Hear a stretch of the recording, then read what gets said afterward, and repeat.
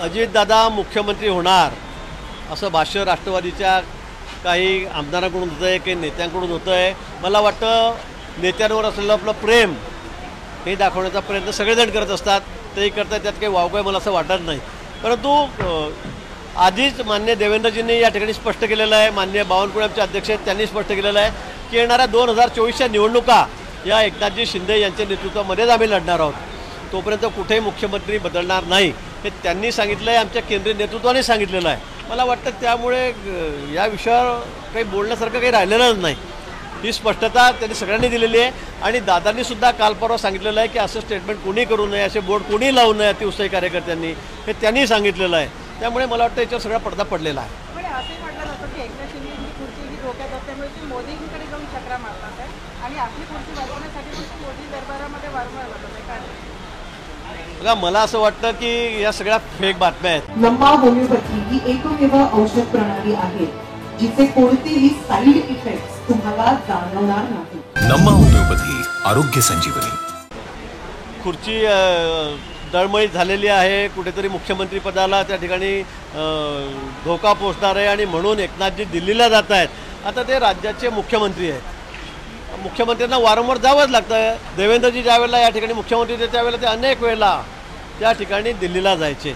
नेत्यांची चर्चा असते, ते टेक्निकल विषय असतात, अमित भाईंनाही भेटायचं असतं, मोदीजींनाही भेटायचं असतं आणि आता ते आमच्यासोबत आहेत. त्यामुळे आता बैठका किती चालू आहेत आपल्याला माहिती आहे, सगळ्या राज्यातले मुख्यमंत्री त्या ठिकाणी येत आहेत. त्यामुळे यात काही वेगळं असं आहे आणि ते काही घाबरून त्या ठिकाणी जात आहेत असं समजण्याचं अजिबात कारण नाही. आमच्या केंद्रीय नेतृत्वाने सांगितलं आहे, राज्यातल्या नेतृत्वाने सांगितलेलं आहे की त्यांच्या मुख्यमंत्री पदाच्या खुर्चीला कुठेही धोका नाही. सर, काही ठिकाणी आता मुलाखती सुरू आहेत. आजही आपल्यावर आरोप झाले आणि आजही आरोप झाले तर मुलाखती कुठल्या उद्धव ठाकरे सामना मुलाखत. उद्धव ठाकरेंची सामना मुलाखत म्हणजे कशी आहे, म्हणजे विद्यार्थी तुम्हीच, शिक्षकही तुम्हीच, तपासणारे तुम्हीच आणि मार्क देणारे तुम्हीच.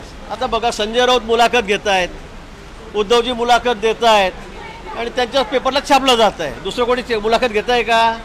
त्यांना सांगा बरं तुमच्यापैकी कोणातरी मुलाखत घ्यायला लावा, नाही म्हणतात. मला असं वाटतं की या विषयाला काही अर्थ नाही. आपण आपले आपले तारे तोडायचे, काहीतरी बोलायचं. भाजपत राम नाही, भाजप आराम गैराम झाला आहे. आपला पक्ष आपण बघा ना, आपल्या पक्षाची परिस्थिती काय राहिलेली आहे. तुमच्याकडे मोजून 18 खासदार होते, तुमच्याकडे 4 खासदार राहिलेले नाहीत. तुमच्याकडे 55 आमदार होते, त्यातले 10-12 तुमच्याकडे राहिलेले नाहीत. तुमच्याकडे आता कार्यकर्ते राहिलेले नाहीत, तुमचे सैनिक राहिलेले नाहीत. आणि म्हणून तुम्ही तुमच्या पक्षाची काळजी करा, आमच्या पक्षाकडे बघू नका. आम्ही त्या ठिकाणी बघायला सगळे समर्थ आहोत. मोदी पण पत्रकारांच्या समोर येत नाही. कामकाज सल्लागार समितीच्या बैठकीमध्ये शनिवार, रविवार, सोमवार, मंगळवार सुट्टी आणि बुधवार, गुरुवार, शुक्रवार हे 3 दिवस या ठिकाणी कामकाज पुन्हा होणार आहे. 4 तारखेपर्यंत जसं ठरलं आहे तोपर्यंत या ठिकाणी विधानसभेचं कामकाज चालणार आहे. मोदीजी पण कधी पत्रकार परिषद घेत. पावसाची परिस्थिती आहे, पावसाळी परिस्थिती आहे, आपापल्या मतदारसंघात सगळ्यांना जायचं आहे, तिथल्या व्यवस्थाही बघायच्या आहेत, हे त्यामागचं कारण आहे आणि म्हणून 2 दिवस सुट्टी दिलेली आहे.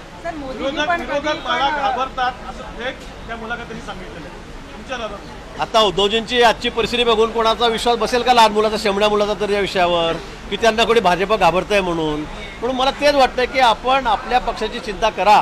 तुम्हाला घाबरतायत, आम्ही तुम्हाला का बोलतो, कारण तुम्ही आमच्याशी जो द्रोह केला, आमच्या सोबत लढलेत, आमच्या सोबत निवडून आलेत, आमच्या नेत्यांचे बॅनर वापरलेत, त्यांनी भाषणं केलेत, म्हणून तुमचे 18 खासदार आलेत, तुमचे 55 आमदार आलेत.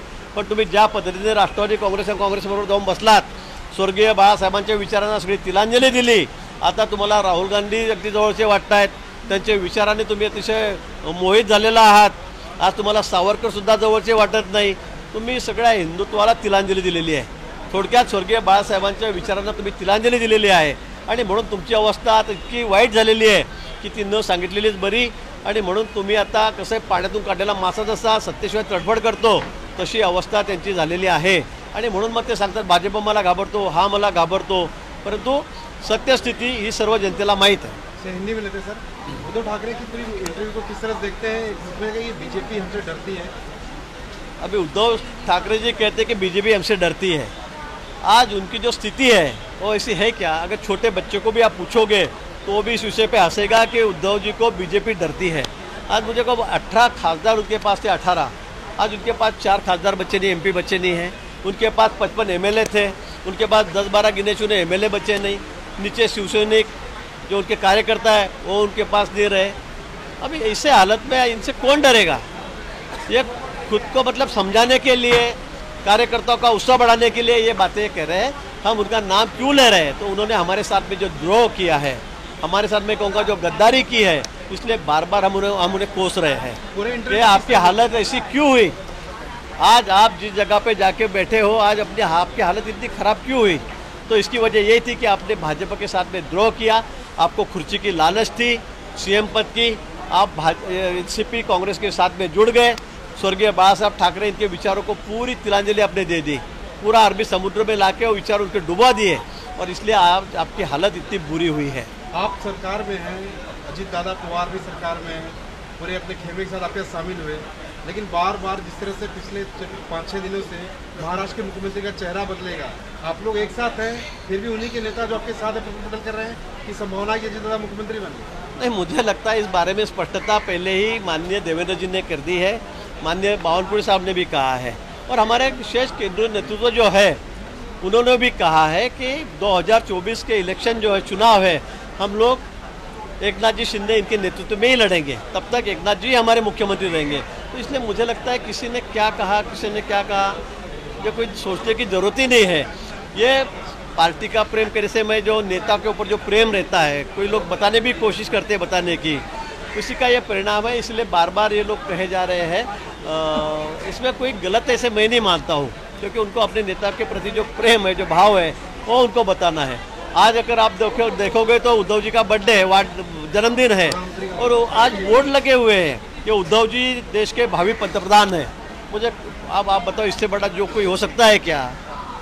जब मुख्यमंत्री होने के बाद उद्धव जी 2 दिन भी मंत्रालय की सीढ़ियाँ नहीं चढ़े, 2 दिन मंत्रालय में नहीं आकर बैठे, आज वो देश का एक प्रधानमंत्री होने की बातें कर रहे हैं। अभी क्या लोगों को जो मन में तो कहते रहते हैं। आप बधाई इसलिए मुझे इस बात का तो कोई बुरा नहीं लगता है। आप बधाई देंगे फोन करके या बात करके? बिल्कुल, उद्धव जी को हमारे दिल से बधाई है। उनको जन्मदिन की बहुत बहुत मुबारकबाद हम दे रहे हैं। इसमें हमारा कोई वैयक्तिक झगड़ा नहीं, मेरा उनका भी आपसे बहुत प्रेम है, अच्छा प्यार है। लेकिन जो बर्ताव उन्होंने हमारे साथ किया है, भाजपा के साथ में जो द्रोह उन्होंने किया है, इसलिए जरूर हमारे दिल में एक सन उनके लिए है। आज उद्धव ठाकरेंचा मला हेच कळत नाही, म्हणजे जे उद्धवजी 2.5 वर्ष मुख्यमंत्री असताना 2-4 दिवस सुद्धा मंत्रालयामध्ये आले नाहीत, घरी बसून आराम करत होते। ज्या वेळेला कोरोनामध्ये लोक मरत होते, तडफडत होते, त्यांना औषधं मिळत नव्हते, त्यांना हॉस्पिटल मिळत नव्हते, त्यांना कॉट मिळत नव्हते, अशा वेळेला बहादर एक दिवस बाहेर आले नाही, जनतेच्या सुखदुःखामध्ये एकरूप झाले नाही, त्यांची काळजी घेतली नाही। मी घरात बसून लॅपटॉपवर बसून सगळं बघतोय, हे त्यांनी स्टेटमेंट दिलं।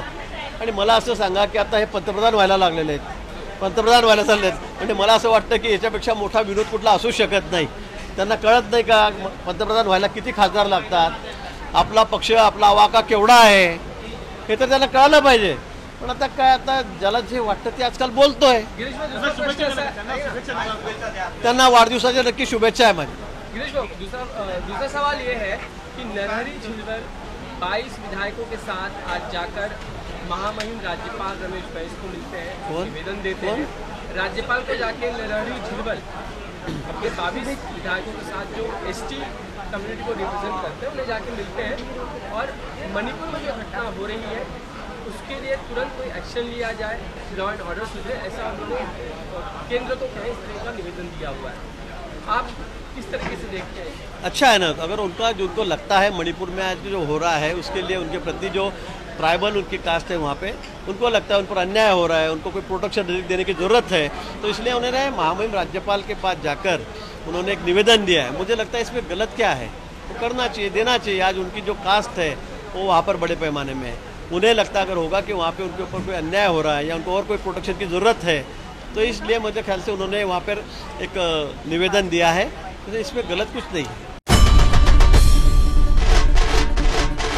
आई भवानीचा गजर म्हणजे झी 24 तास।